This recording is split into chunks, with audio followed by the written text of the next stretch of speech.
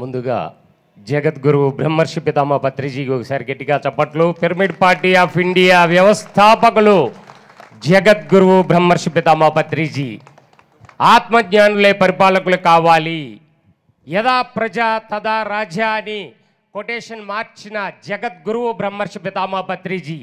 ప్రజలందరూ ఆత్మజ్ఞానులైతే పరిపాలకులు ఆత్మజ్ఞానులు అవుతారు. అందుకే పిఎస్ఎస్ఎం మూమెంట్ని స్థాపించారు. 40 ఏళ్ల నుంచి శాకాహార జగత్తు, ధ్యాన జగత్తు, పిరమిడ్ జగత్తుని కోసం నిర్విరామంగా కృషి చేసి అందుకోసం పరిపాలన కూడా మన చేతిలో కావాలి. ఆధ్యాత్మికులే పరిపాలకులు కావాలి.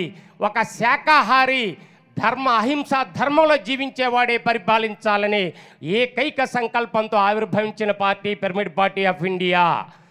మనం ఎక్కడైతే మాంసాహారులు పోటీ చేస్తారో భారతదేశంలో అక్కడ ప్రతి చోట శాకాహారి పోటీ చేయాలి. అహింసా ధర్మంలో జీవించే వ్యక్తి పోటీ చేయాలి. ధర్మంలో ఉండే వ్యక్తి పోటీ చేయాలని పిరమిడ్ పార్టీ ఆఫ్ ఇండియా అందుకోసమే పుట్టింది. మిత్రులారా, ఎవరు అనేది ఏ పార్టీతో మనకు సంబంధం లేదు.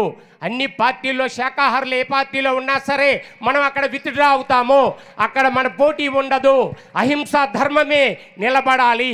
భారతదేశం మొట్టమొదటి అహింసా దేశంగా, భారతదేశం మొట్టమొదటి అహింసా ప్రధానమంత్రిగా మరి మన మోడీని చూస్తున్నాం. అలాగే పిరమిడ్ పార్టీ ఆఫ్ ఇండియా నుంచి రాబోయే కాలంలో పరిపాలకులే వస్తారు, అందులో సందేహం లేదు. ఎందుకే లక్షల కోట్ల మంది శాకాహారులు ధ్యానులు తయారవుతున్నారు పిఎస్ఎస్ మూవ్మెంట్ ద్వారా. రాబోయే కాలం పిరమిడ్ పార్టీ ఆఫ్ ఇండియాదే, అందులో సందేహం లేనే లేదు. Thank you masters.